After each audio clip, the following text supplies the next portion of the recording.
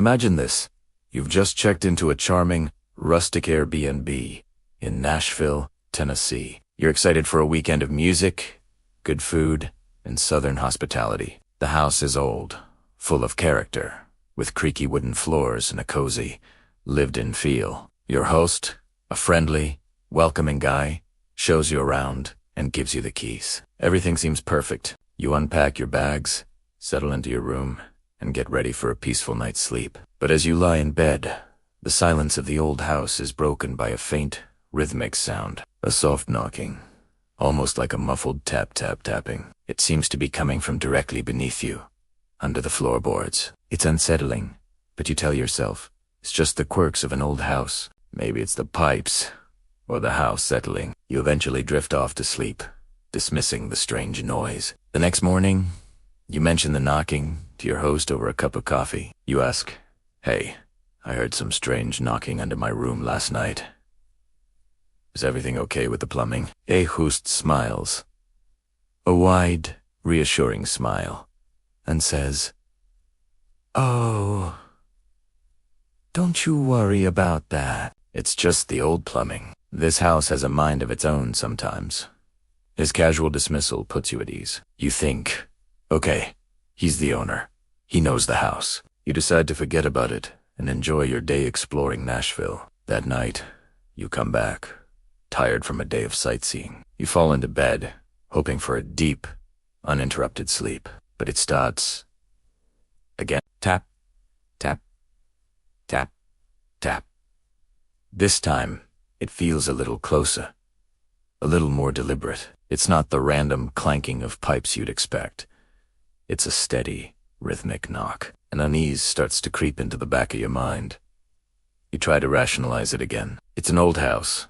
It's the plumbing. You pull the covers up a little tighter and eventually, exhaustion wins out over fear. And you fall asleep. The third day comes. You spend the day out, trying to push the unsettling feeling away. You tell yourself you're overthinking it.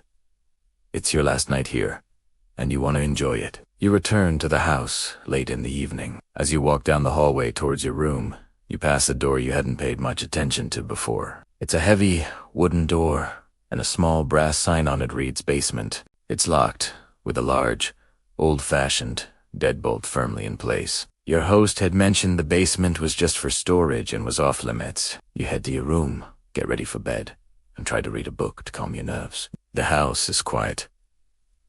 Too quiet. You wait, listening intently, your ears straining for any sound. For a while, there's nothing but the hum of the refrigerator from the kitchen. Maybe the plumbing fixed itself, you think with a sigh of relief. You're about to turn off the light when you hear a different sound. Not a knock this time. It's a soft creak. You hold your breath. The creak comes again, this time from the hallway. Your heart starts pounding in your chest. You slowly, silently, get out of bed and tiptoe to your bedroom door, cracking it open, just a sliver. You peek out into the dim hallway, and that's when you see it. Your eyes are drawn to the basement door. The deadbolt is still locked, but the door itself is moving, just a fraction of an inch. It gently pushes outward, then pulls back in,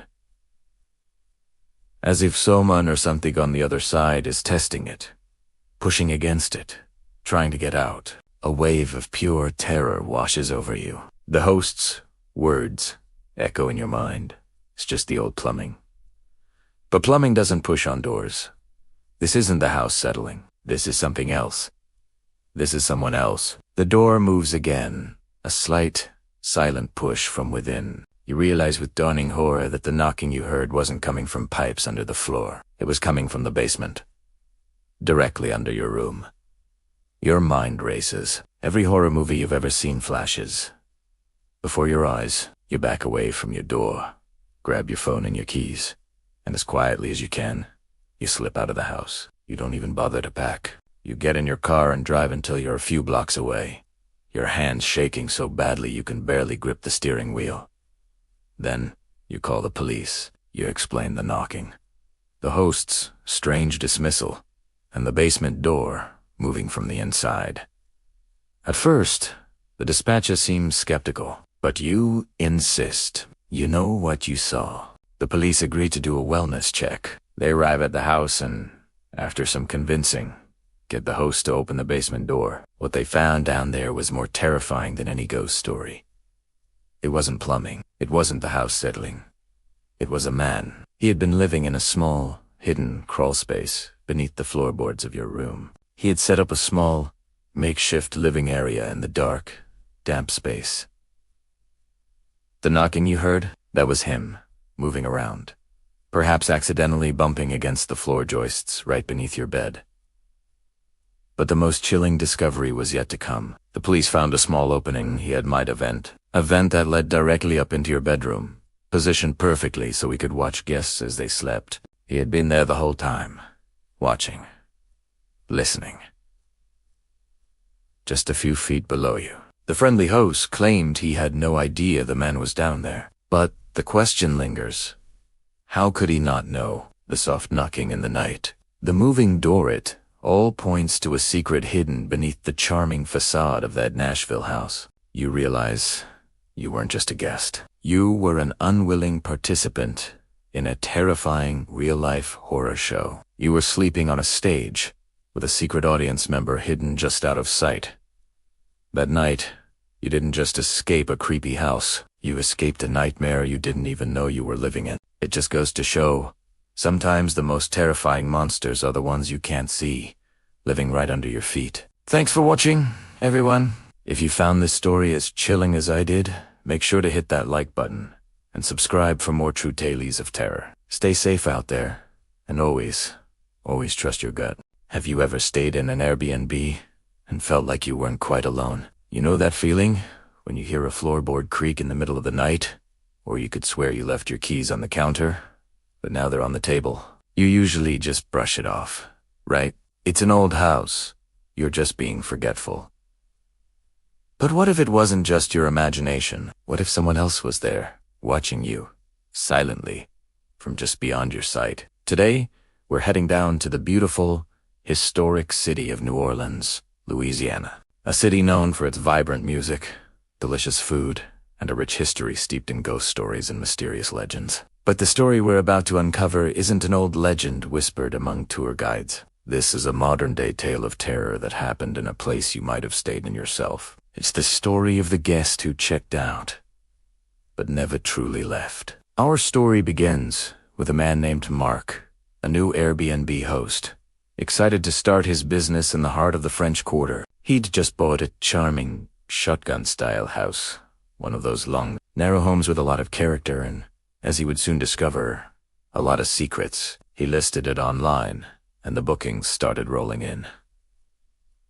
Everything seemed perfect. His first few guests left glowing 5-star reviews, praising the location, the decor, and Mark's hospitality. He was on track for a successful venture.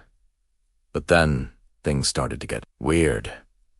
It began with small, almost unnoticeable things. A new container of orange juice in the fridge, half empty. A bag of chips from the pantry, opened and clipped shut.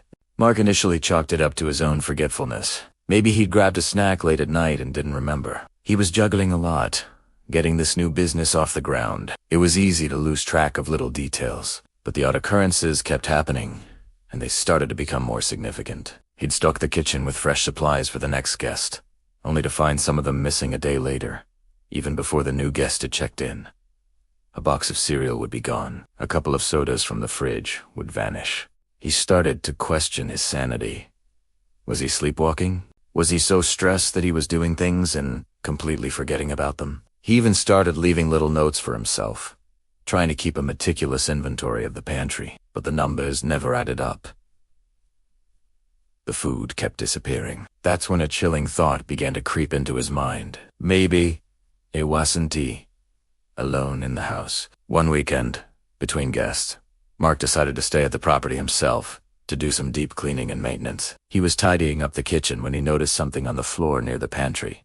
A single, muddy footprint. It wasn't his. His shoes were clean, and he hadn't been outside. A cold knot formed in his stomach. The print was small, and it seemed to lead from the pantry and then just stop. There was no corresponding print leading away. It was as if someone had stepped out of the wall, taken what they wanted, and then vanished back into it. The idea was absurd, something out of a horror movie, but the evidence was right there on his floor. The feeling of being watched, which he had been trying to ignore for weeks, suddenly became intense, almost suffocating. He knew, with a certainty that terrified him, that something was deeply wrong with this house. Driven by a mix of fear and a desperate need for answers, Mark decided to take a drastic step. He bought a set of small, discreet security cameras and placed them throughout the common areas of the house. The living room, the hallway, and most importantly, the kitchen. He told himself it was just for security, a standard precaution for a rental property. But deep down, he knew he was hunting for a ghost, or something far, far worse. He set up the system so he could review the footage from his phone. For the first few days, nothing. The footage showed an empty, silent house. The new guests who checked in went about their vacation, completely unaware of the host's growing paranoia. Mark started to feel a little foolish. Maybe it really was all in his head. Maybe there was a rational explanation he was just missing. Then, one night, he got the alert. Motion detected in the kitchen. 3:17 a.m. His heart hammered against his ribs as he opened the app on his phone. The live feed was dark, but he could see the grainy, black and white image of the kitchen. It was empty. He scrubbed back through the recorded footage, his thumbs shaking. He watched as the time stamp ticked past 3:16 a.m. Nothing. And then, it happened. From the corner of the screen, near the pantry, a shape began to emerge.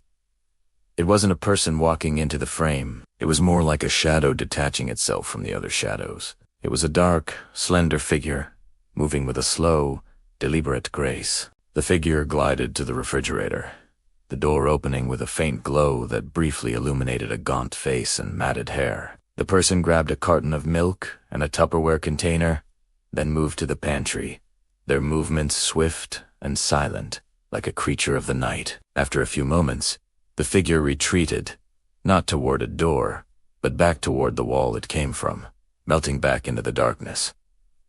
And then, it was gone. Mark watched the clip again and again, his blood running cold. This was no ghost. This was a person, a living, breathing person who was hiding inside his house. His mind raced, trying to make sense of it.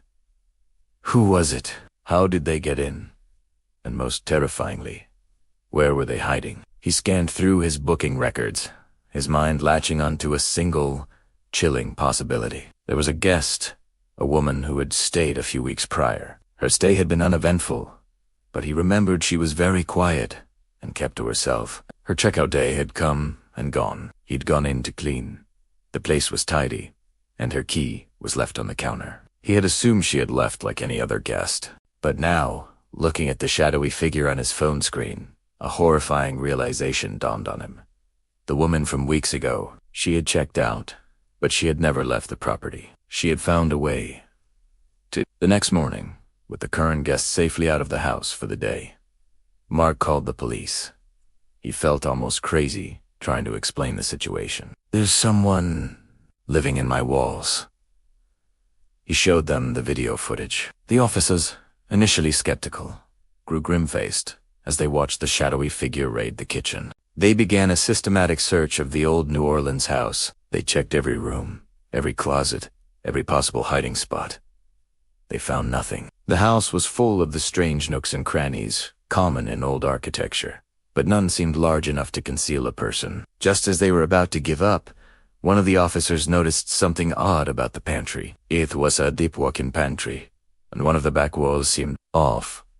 The wood paneling didn't quite match the rest. He pushed against it. It didn't budge. He pushed harder, and with a low groan, a section of the wall swung inward, revealing a dark, cramped space behind it. And inside that space, they found her. It was the guest from weeks ago. She was huddled in a small, hidden crawl space between the walls, a space no one knew existed. She had created a tiny, makeshift nest for herself, surrounded by stolen food wrappers, empty water bottles, and a few of her belongings. She had been living there for almost a month, right under his nose, and under the noses of his other guests. She would wait until the dead of night, when the house was silent and everyone was asleep, then sneak out through the secret panel to get food and water, before retreating back into her hidden world within the walls.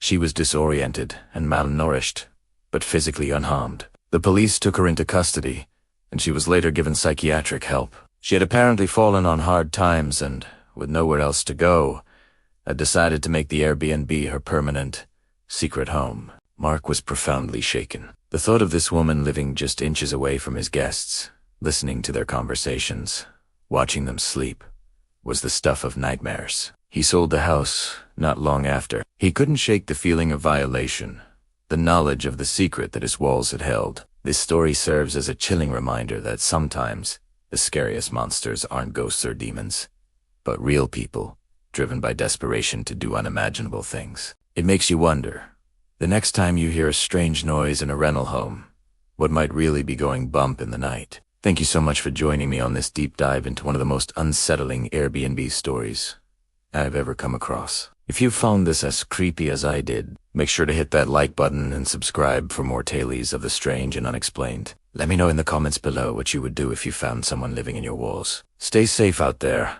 and always check your pantry. I'll see you in the next video. Picture this. You've just arrived in Seattle for a weekend getaway with your best friend. You check into your Airbnb, a charming little house that looks perfect. It's your first night. You're unpacking, laughing, and then you both freeze. A faint sound, a whisper, seems to be coming from the air vents. You dismiss it, thinking it's just the old house making noises, maybe the wind, but it happens again, a little clearer this time.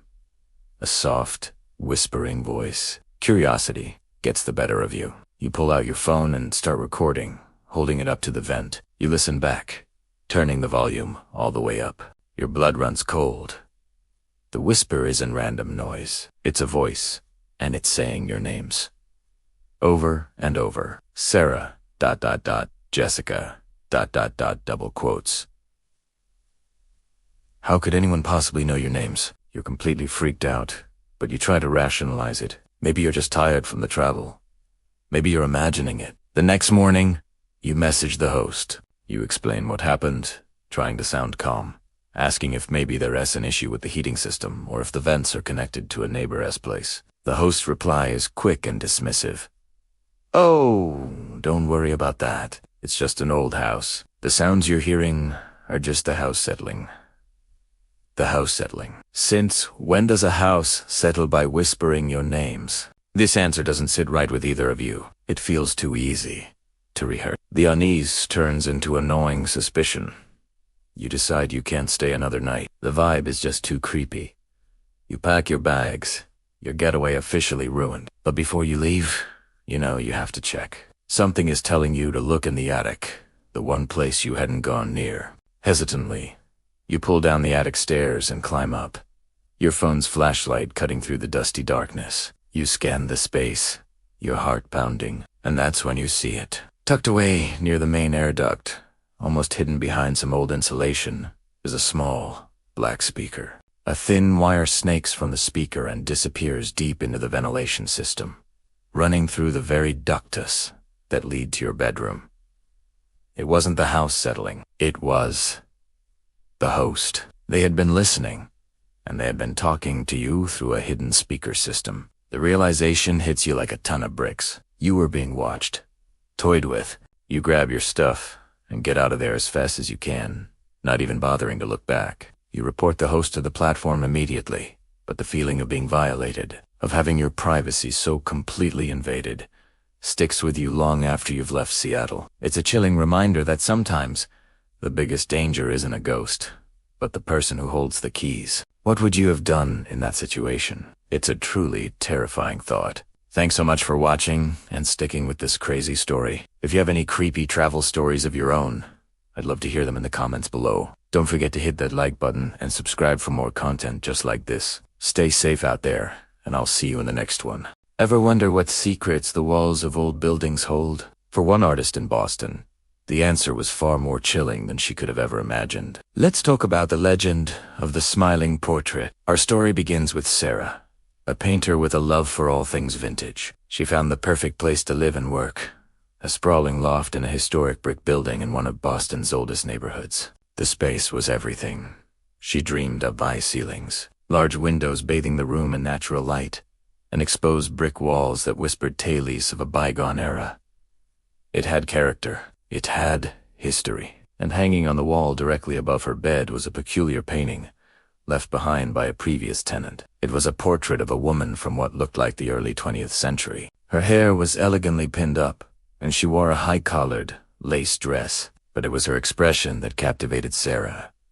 She had a subtle, almost secretive smile, like she knew something no one else did. The Mona Lisa of Boston, Sarah joked to her friends. At first, the painting was just part of the loft's charm, a quirky piece of decor that added to the historic ambiance. Sarah would glance at it before she went to sleep and see it first thing when she woke up. It was a constant, silent companion in her new home. The first week passed in a blur of unpacking boxers and setting up her easel.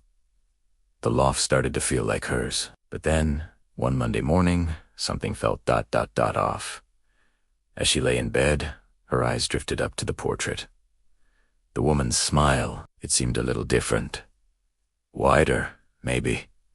Sarah blinked, shaking off the sleep. "I'm just tired," she mumbled to herself, dismissing it as a trick of the morning light. She got up, made coffee, and dove into her work, the strange feeling quickly forgotten amidst the scent of turpentine and oil paint. But the next morning, it happened again. This time, there was no denying it. The smile on the woman's face was unquestionably wider than it had been 2 days ago. The subtle, secretive curve of her lips had stretched into a more pronounced, almost cheerful grin. Sarah's heart did a little flutter kick of unyase. She got out of bed and stood directly in front of the painting, studying it closely. The paint was old, cracked in places. There was no logical explanation for how it could change. It had to be her imagination playing tricks on her. Right. Throughout the day, she found her gaze repeatedly drawn back to the portrait. The woman's eyes seemed to follow her around the room, and that ever-widening smile felt less cheerful and more unsettling. Unsettling. By Wednesday morning, the smile was a full-blown, toothy grin.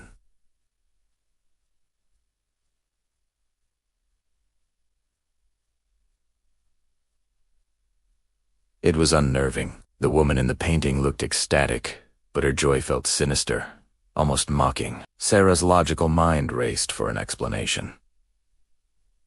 Was it the humidity? The temperature changes in the old building? Could the canvas be stretching in some bizarre way? None of it made sense. She decided to conduct a simple experiment. She took high-resolution photos of the portrait with her phone, making sure the lighting was perfect. Her plan was to compare it to the painting the next morning. If there was a change, she'd have proof. Proof that she wasn't losing her mind. That night, sleep didn't come easily. Every creak of the old building, every distant city sound, made air jump.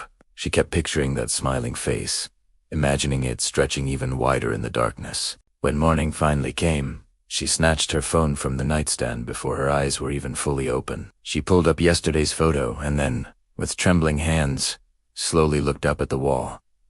A gasp escaped her lips. The smile, it had grown. Again.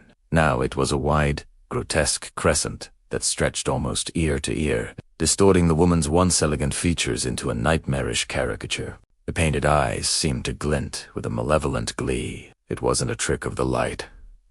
It wasn't her imagination. It was real. Panic set in. Sarah thought about calling her landlord, the police, a priest, anyone. But what would she say? "Hi, the painting in my apartment is smiling too much." They'd think she was crazy. Her friends had already joked about the old loft being haunted.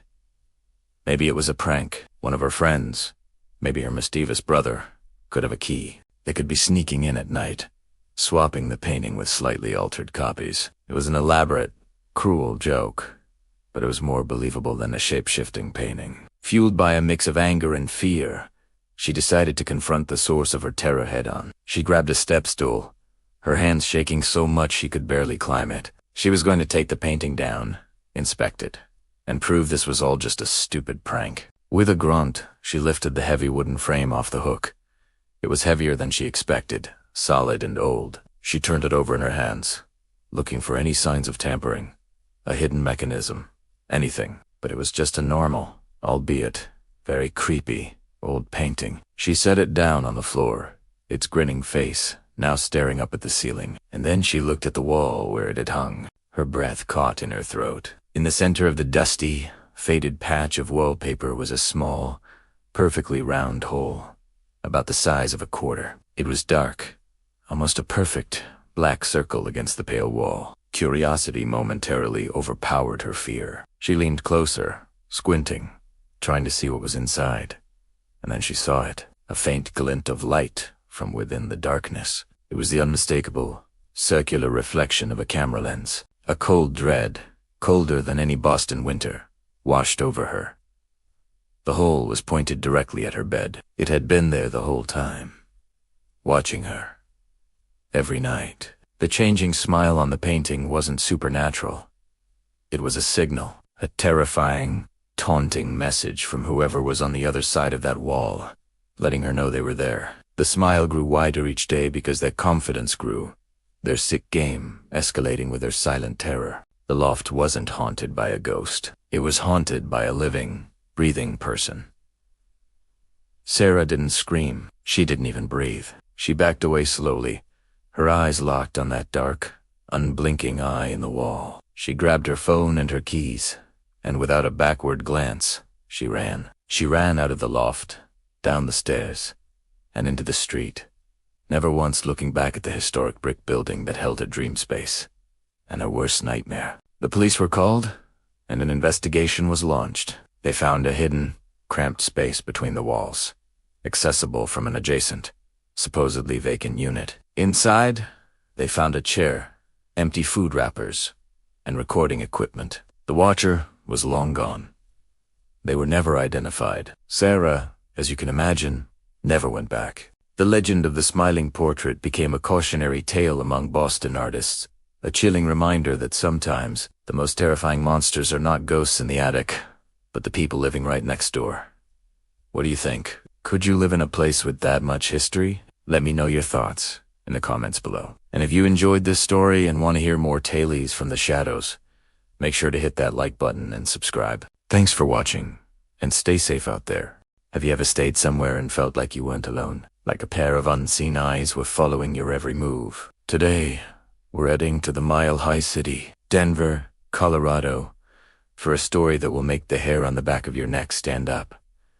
It's a tale that blurs the line between what's real and what's something else. It begins with a simple, ordinary object, a family photograph. But as our story unfolds, you'll see this was no ordinary picture. Our story starts with a man named David, a business traveler who frequently visited Denver. He preferred staying in unique, historic inns over sterile hotel chains. On this particular trip, he booked a room in a beautifully restored Victorian guest house in the Capitol Hill neighborhood, an area famous for its grand old mansions and, as some say, its resident ghosts. The room was charming, filled with antique furniture and elegant decor. Everything felt cozy and welcoming. On the wall, just above a vintage writing desk, hung a single framed photograph. It was a classic family portrait from what looked like the 1950s. A happy, wholesome-looking couple smiled warmly, and between them stood their young daughter, maybe 7 or 8 years old, in a bright red dress. Her hair was in pigtails, and she had a sweet, innocent smile. David admired it for a moment, thinking it added a nice, personal touch to the room, a reminder of the families who had lived there long ago. He unpacked his bags, got ready, and headed out for a dinner meeting, giving the photo one last glance before he closed the door. The family in the frame remained frozen in their happy moment, just as they should be. The dinner went well, and David returned to the guest house around 10 o'clock. He was tired, ready to unwind and get some sleep before his big presentation the next day. As he entered his room and switched on the lamp by the bed, the soft light cast long shadows across the walls. He tossed his jacket onto a chair and happened to look up at the photograph, and that's when a cold chill snaked its way down his spine. Something was wrong. Terribly wrong. He took a step closer, his heart starting to pound in his chest. In Tefo, the parents were still smiling their warm, placid smiles. But the little girl, her eyes were different. Earlier, she had been looking straight ahead, a happy, vacant stare, typical of old portraits. But now, her eyes were fixed directly on him. It was as if the little girl inside the picture had turned her head ever so slightly to follow him as he entered the room. Her gaze was intense, piercing, and her once sweet smile now seemed like a knowing, unsettling smirk. David stood there, frozen, for what felt like an eternity. He tried to rationalize it. It had to be a trick of the light, the angle, the shadows playing with the glass. He walked to the other side of the room, keeping his eyes on the photo, but her gaze followed him. No matter where he stood, the little girl in the red dress was looking right at him. Her painted eyes seemed to have a life of their own. He felt a prickle of sweat on his forehead. He was a logical man, not one to believe in ghost stories. He even took out his phone, shining the flashlight on the picture, examining it up close. It was just a print on paper, under a sheet of glass. There was no technology, no trickery he could discern. Yet, the feeling was undeniable. He was being watched by a child in a 60-year-old photograph. Shaken, David decided he was just over. He turned his back to the wall, refusing to look at it again. He quickly changed, brushed his teeth, and climbed into bed, pulling the covers up high. He kept the lamp on, unable to bear the thought of being in complete darkness with that. It took him hours to fall into a restless, uneasy sleep. The image of the girl's eyes burned into his mind.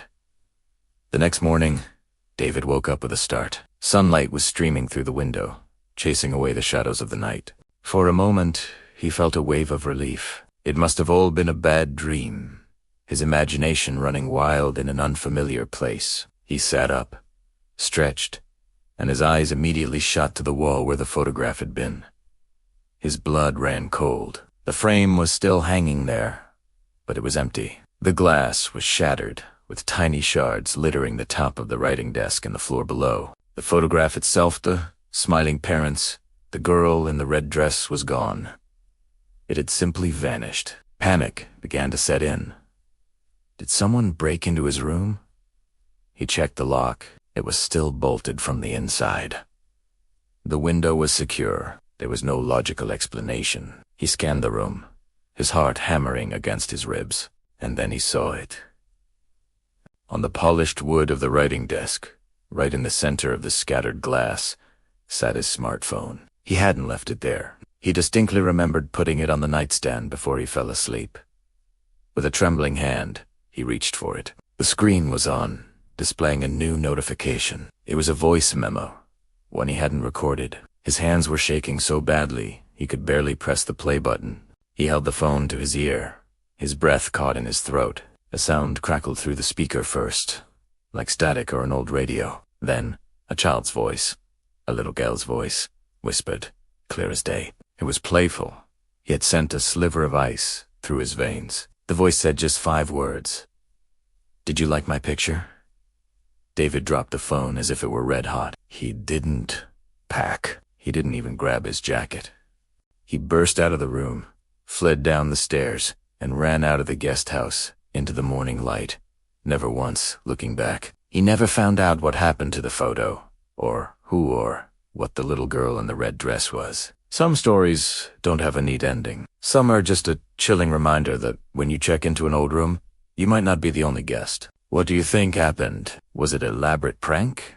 Or did David have a genuine encounter with a spirit tied to that old photograph? Denver is full of history and mysteries, and this is just one of them. Let me know your theories in the comments below. Thanks so much for joining me on this spooky journey. If you enjoyed this story and want to hear more tales from the shadows, make sure to hit that like button and subscribe to the channel so you won't miss a single chilling episode. Stay safe out there, and always be aware of your surroundings. You never know who or what might be watching. See you next time. Have you ever stayed in an Airbnb and felt like you weren't entirely alone? Like there were secrets hidden just out of sight? Well, get ready, because today's story is about a couple who discovered a secret so chilling, it will make you think twice before booking your next getaway. Our story takes us back to 2015, to the rolling green hills and quaint, sleepy towns of Vermont. A young couple, let's call them Mark and Sarah, were looking for a peaceful escape from the city. They found the perfect listing online, a charming, rustic farmhouse, advertised as a cozy retreat nestled deep in the countryside. The photos showed a beautiful old house with wooden beams, a stone fireplace, and acres of quiet forest surrounding it. It looked like the ideal spot to unplug and relax for a week. When they arrived, the house was everything they had hoped for. The air was crisp, the silence was broken only by the rustling of leaves, and the house had that old-world charm that can't be faked. The host had left the key under the mat, with a note welcoming them and wishing them a pleasant stay. Everything seemed completely normal. They spent the first couple of days hiking, reading by the fire, and enjoying the tranquility. The house was large, with winding hallways and rooms filled with antique furniture. It had character, but as the days went on, Sarah started to feel a little uneasy. It was nothing she could put her finger on, just a subtle feeling of being watched. She would sometimes hear faint noises from other parts of the house, a soft thud, a creak that didn't sound like the house settling. Mark, ever the rational one, dismissed it as her imagination running wild in an old, creaky house. On their fourth day, they were exploring the master bedroom upstairs. It was a large room with a beautiful, heavy, antique wardrobe against one of the walls. As Mark was putting some clothes away, he noticed the wardrobe wasn't quite flush with the wall. It was angled slightly, as if to hide something. Curiosity got the better of them. Together, they pushed the heavy piece of furniture aside. And that's when they saw it. Behind the wardrobe was a door, a small, unassuming door that wasn't on any of the floor plans. It had no handle, just a small, old-fashioned keyhole. It was clearly locked.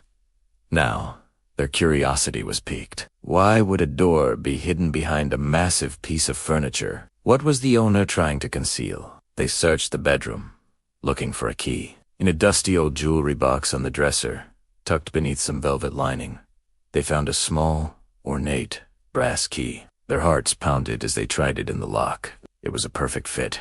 With a click that echoed in the silent room, the lock turned. Taking a deep breath, they pulled the door open. It creaked loudly on its hinges, revealing a small, dark room. A wave of cold, musty air washed over them. As their eyes adjusted to the gloom, the shape of the room began to form.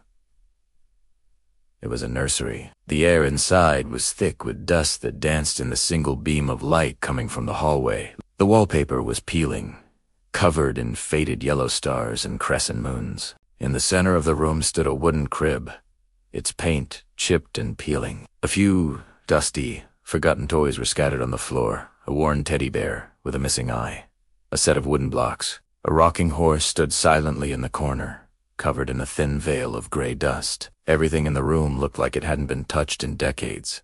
It was a time capsule, frozen and forgotten. As they stood in the doorway, a chill ran down Sarah's spine. The room felt incredibly sad, heavy with a forgotten history. They stepped inside, their feet sinking slightly into the thick layer of dust on the floor. It was like stepping into a ghost story. Mark used his phone's flashlight to get a better look. The light swept across the floor, and that's when they saw them. Footprints. In the thick, undisturbed dust that covered every inch of the floor, there were fresh footprints. They were small, like a child's, leading from the corner of the room towards the crib, and then stopping. But here, as the truly terrifying part, there were no footprints leading asterisk out, asterisk of the room. It was as if someone had just vanished into thin air. Mark and Sarah stared at the footprints, their minds racing. How was this possible? The room had been locked, hidden, covered in a layer of dust that must have taken years to accumulate. Yet, there were fresh prints. They looked at each other, the same unspoken fear in their eyes. The rational explanations were gone. The creaks, the noises Sarah had been hearing, it all started to make a terrifying kind of sense. They quickly backed out of the room, their hearts hammering against their ribs. They didn't bother to lock the door. They just shoved the heavy wardrobe back into place, desperate to hide the discovery, to pretend they had never found it. The cozy farmhouse no longer felt charming. It felt menacing. The silence no longer felt peaceful. It felt heavy, watchful. They spent the rest of the day in a state of high alert. Every floorboard creak, every gust of wind rattling the windows made them jump. They couldn't shake the image of those little footprints in the dust. Who did they belong to? And where did they go? They barely spoke, each lost in their own fearful thoughts. Sleep that night was impossible. They packed their bags, deciding they would leave first thing in the morning, cutting their vacation short. Just as they were about to turn off the lights and try to get some rest, Mark's phone buzzed. It was a text message from a number they didn't recognize. Their blood ran cold as they read the message. It was from their host. The message was short, simple, and absolutely bone-chilling. It said, "You weren't supposed to find her room." That was it. No explanation. No apology. Just that one terrifying sentence. The implication was horrifying. Kiosk. The host knew they had found the nursery, but how were there cameras in the house? Was the host watching them this whole time? The feeling of being watched was suddenly very, very real. And the message confirmed their worst fear. The room belonged to someone. To her. They didn't wait for morning. They grabbed their bags, ran out of the house, and jumped into their car. They drove away as fast as they could, not even looking back at the dark windows of the farmhouse. They drove 4 hours, not stopping until the sun came up and the creepy Vermont countryside was far behind them. They never got an answer. They tried contacting the host again, but their calls and messages went unanswered. They reported the incident to the booking website, but they never heard back about what happened or who it was. The story of the hidden nursery, the dusty toys, the impossible footprints, and the cryptic text message remains a mystery. It's a story that makes you wonder about the secrets old houses keep and the histories hidden behind locked doors. What do you think was going on in that house? Was it a grieving parent, preserving a memory, or something far more sinister? Let me know your theories down in the comments. Thanks for watching. If you enjoyed this spooky story, don't forget to hit that like button and subscribe for more content just like this. Stay safe, and always check behind the wardrobe.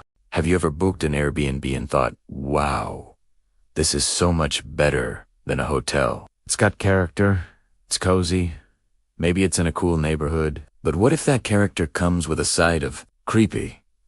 What if the convenience of modern tech, like a smart lock, becomes the very thing that makes you feel completely unsafe? This is a story about how a dream vacation rental in sunny Miami, Florida, turned into a sleepless nightmare, all because of a secret that was never meant to be shared. Picture this. You've just landed in Miami. The sun is shining. The palm trees are swaying, and you've booked this amazing little spot. It's perfect. You get to the door, and instead of fumbling with keys, you just punch in a code. Super convenient, right? That's what our main character, let's call him Alex, thought. He was in town for a mix of work and pleasure, and this apartment seemed like the perfect home base. The first day was great. He explored the area, grabbed some incredible Cuban food, and came back to his temporary home, ready to relax. He locked the door, or rather, he watched the smart lock engage. A settled in, maybe put on a movie. And then he heard it, a soft asterisk, click, dash, WHIR asterisk. The sound of the smart lock disengaging, he froze. Who could that be? He crept to the door and peered through the peephole. Nothing. Just an empty hallway. Confused, he relocked the door, chalking it up to a glitch. Weird, but these things happen. He tried to brush it off and go to bed, but just as he was drifting off, he heard it again. Clickwir. Clickwir. The door was unlocked. Again. Now, Alex was officially on edge. He got up, checked the hallway again. Still empty. He locked a door, but this time he wedged a chair under the handle, just like in the movies. It felt a little dramatic, but he couldn't shake the unsettling feeling. Sleep didn't come easy that night. Every little creak of the building made him jump. Was someone trying to get in? Was this a technical issue? His mind raced with possibilities. None of them good. The next day, Alex was exhausted. He decided he had to say something. It was a safety issue, after all. He texted the host. Hey, he wrote, just wanted to let you know. I think there might be an issue with the smart lock. It seems to be unlocking by itself. It happened a couple of times last night. He expected a response like, oh, I'm so sorry. I'll send a technician right away, or here's how to reset it. But the response he got sent a chill down his spine. A few minutes later, his phone buzzed. It was the host. Oh, that, the message read, followed by a laughing emoji. A laughing emoji. What was funny about a security failure? Alex was baffled. He replied, what do you mean? The door to the apartment is unlocking on its own. The host's next message is what turned this from a weird glitch into a full-blown horror story. He wrote, ha. No, that's just me. I can control the system remotely from my phone. Alex stared at his screen, rereading the words. The host was unlocking the door. Remotely. In the middle of the night. Why? Why on earth would he do that? Alex's heart started pounding in his chest. This wasn't a glitch. This was a deliberate act. He had to know why. His fingers trembled slightly as he typed out his next question. Why would you be unlocking the door while I am here? He tried to keep his tone neutral, but inside, a full-blown panic was starting to set in. The friendly, helpful host from the online profile was rapidly transforming into a faceless, unknown entity who held the key or, rather, the code to his personal space. The reply came almost instantly, and it was the final straw. The host wrote, sometimes I just like to check in at night. And then, another one of those casual, terrifying, laughing emojis. Check in. What did that even mean? Did he unlock the door and then just... what? Look through the peephole. Stand outside the door listening. The ambiguity was almost worse than a direct threat. The casual, almost flippant tone of the host made it 1,000 times creepier. It was as if violating his guests' privacy and safety was a perfectly normal, even amusing, little hobby. That was it. Alex's blood ran cold. He was alone in a stranger's apartment, and that stranger had just admitted to remotely unlocking his door in the dead of night for his own amusement. Every sense of safety evaporated in that moment. The cozy apartment no longer felt like a home. It felt like a trap. The sleek, modern, smart lock was no longer a convenience. It was a leash held by someone he didn't know and couldn't see. He looked around the room. Was he being watched? Were there cameras? The host's admission opened a Pandora's box of horrifying possibilities. He didn't even bother to reply to that last message. What could he possibly say? He just knew one thing. He had to get out. Immediately, it was 2 a.m. The city of Miami was asleep, but Alex was wide awake, his mind racing. He threw his clothes and belongings into a suitcase with frantic energy. He didn't care about being neat. He just needed to leave. Every sound from the hallway made him flinch. Was the host checking in right now? Was the lock about to click, open one, last time?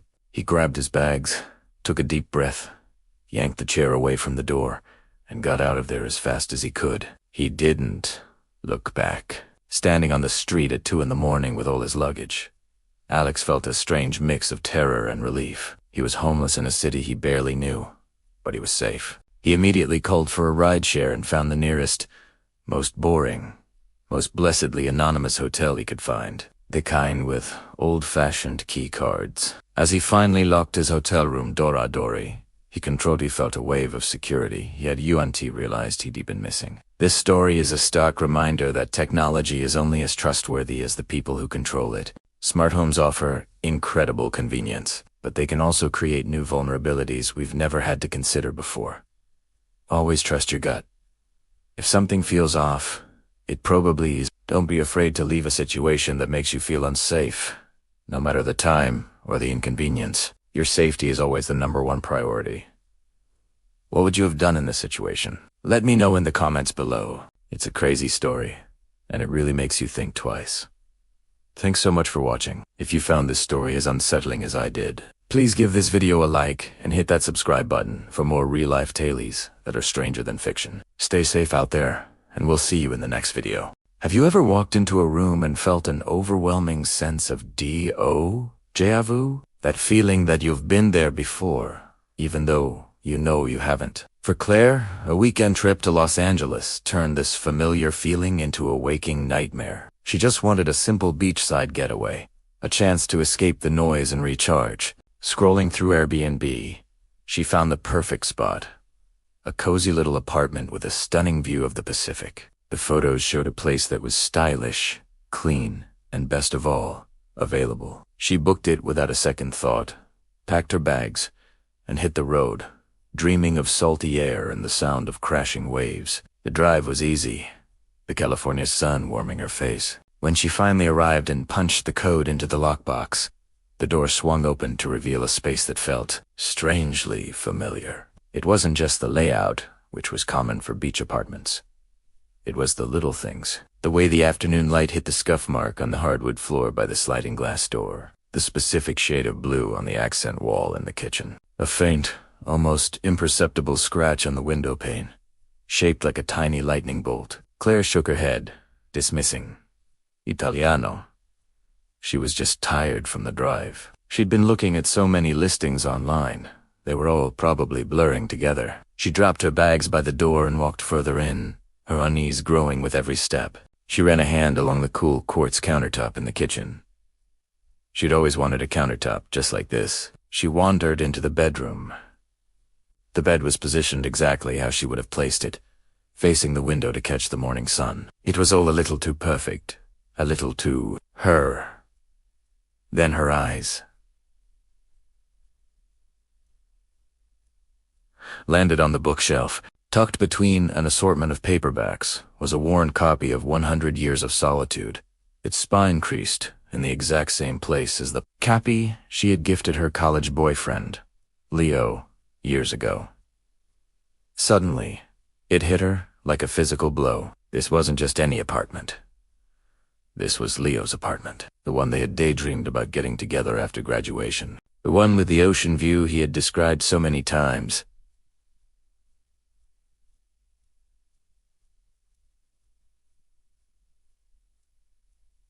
The scuff mark on the floor, that was from the time they tried to move a heavy armchair and dropped it. The lightning bolt scratch, from his keychain when he'd fumbled with the keys one rainy evening.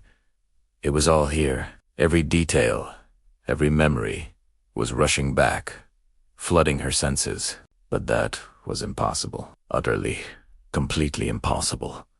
Because Leo had died in a car accident 3 years ago. Her heart was pounding against her ribs, a frantic drumbeat in the sudden silence of the room. This had to be a mistake, a cruel, unbelievable coincidence. Maybe the new owner just had uncannily similar taste. Maybe she was projecting her own memories onto a stranger's home. She tried to rationalize, to find a logical explanation, but her mind was a whirlwind of confusion and grief. She sank onto the sofa, the same sofa they had picked out from a catalog, her head in her hands. She needed to leave. She needed to get out of this place, this house of ghosts. She couldn't stay here, surrounded by the echoes of a life that was never lived. She stood up, her legs unsteady, ready to grab her bags and run. But as she took a step towards the door, a calm, electronic voice filled the apartment. It came from the smart speaker sitting on the kitchen counter, its blue light pulsing gently. The voice was smooth, automated, but the words it spoke froze the blood in her veins. It wasn't a generic welcome message. It was a single, chilling phrase. "Welcome home, Claire." It was Leo's voice, not his actual voice, but the custom voice he had programmed into all his gadgets. The one he'd created as a joke, a synthesized version of his own speech patterns, the one she hadn't heard in 3 years. Claire stood frozen, staring at the speaker. How could this be happening? Was she losing her mind? Was this some elaborate, sick prank? The logical part of her brain screamed that there had to be an explanation. The Airbnb host must have known Leo. Maybe they were a friend or a family member who had kept his things, kept his digital life intact. But why wouldn't they have mentioned it? Why rent out his old apartment, preserved like a museum, without a word of warning in the voice. The timing was too perfect, too deliberate. It wasn't a random activation. It felt like a greeting. A wave of fear colder and sharper than any grief she had ever felt washed over her. She was alone in this apartment, miles from home, with the ghost of her dead boyfriend seemingly communicating through a smart device. Every shadow in the room seemed to stretch and deepen. The gentle sound of the waves outside no longer felt soothing. It sounded like a lonely, mournful whisper. The familiarity of the room was no longer comforting. It was suffocating. It was a trap, a cage, built from shared memories. She had to decide what to do next. Should she confront the host? Should she call the police? Or should she just flee into the night and never look back? The smart speaker remained silent, its blue light a single, unblinking eye in the gathering dusk. Claire knew one thing for sure. Her quiet beachside getaway was over. She had stumbled into something far deeper and more terrifying than she could have ever imagined. The question wasn't just asterisk, how asterisk this was happening, but asterisk, why asterisk? And she had a horrifying feeling that the answer was waiting for her. Right there, inside the familiar walls of Leo's last home. What would you do? Would you stay, or would you run? Let me know in the comments below. Thanks for watching, and if you enjoyed this story, make sure to like, subscribe, and hit that notification bell so you don't miss our next video. Stay safe out there. Have you ever stayed in an Airbnb or a rental cabin that just felt off?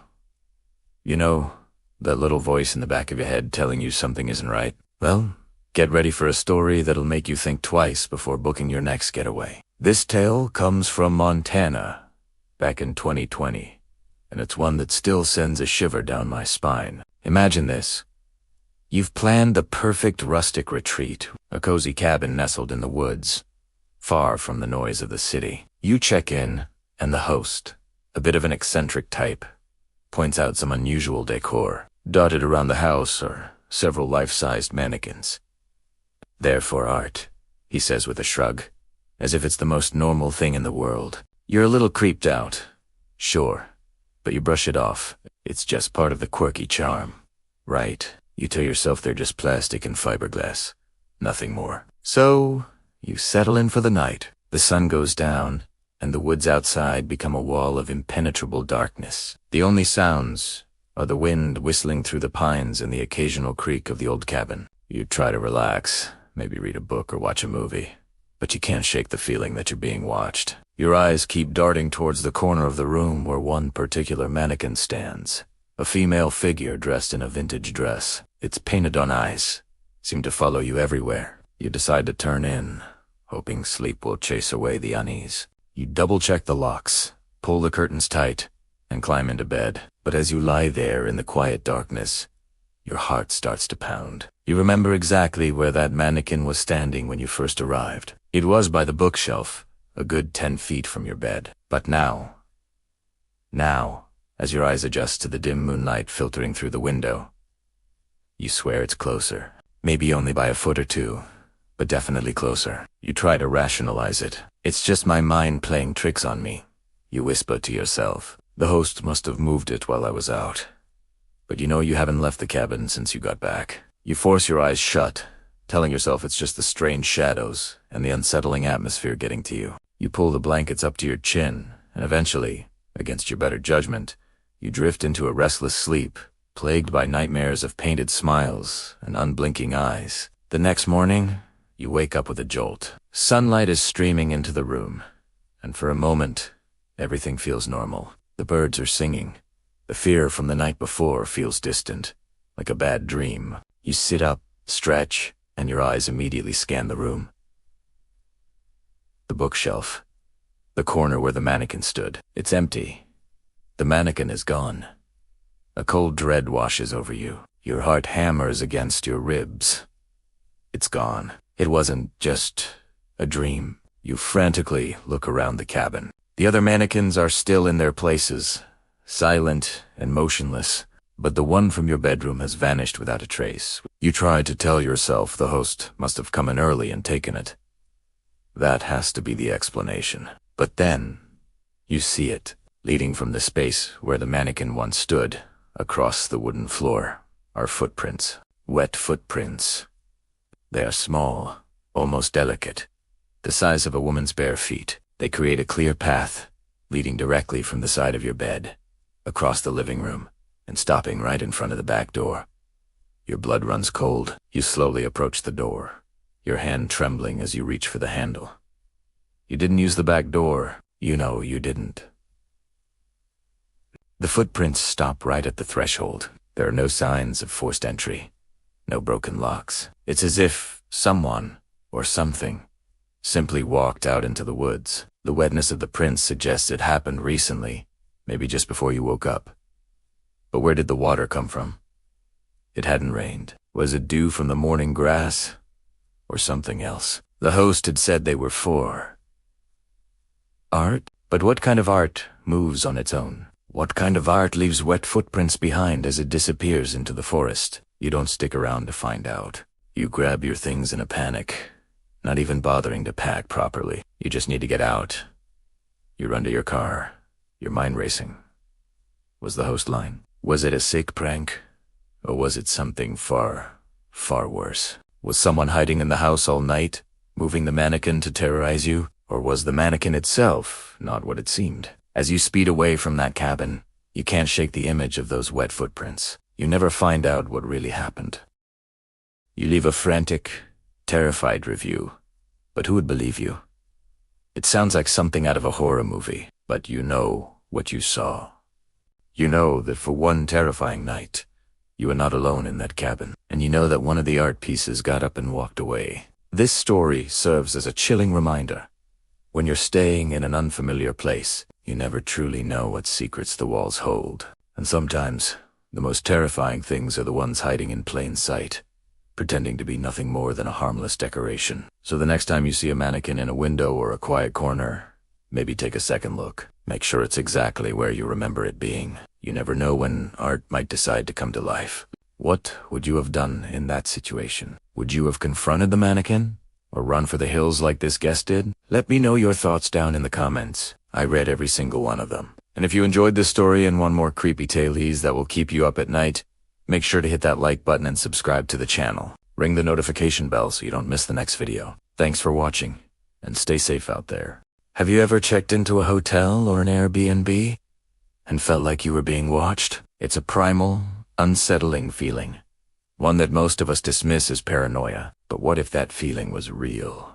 What if behind the ordinary, everyday objects in your room, a hidden eye was capturing your every move? Today, we're re-venturing into a story that will make you think twice the next time you step into a stranger's home. This is a chilling tale from Chicago, Illinois, about a simple business trip that spiraled into a disturbing mystery. It's a story about a recording mirror, a vanished host, and a set of unanswered questions that linger to this day. So, lock your doors and check your mirrors, because this story might just keep you up at night. It all began on a brisk autumn evening in Chicago. A businessman, let's call him Mark, had just flown in for a series of important meetings. Instead of a sterile hotel room, he opted for a trendy loft apartment he found on a popular rental app. The pictures looked great, the reviews were glowing, and the host, a man named Alan, seemed friendly and accommodating through their online messages. When Mark arrived, the place was exactly as advertised: stylish,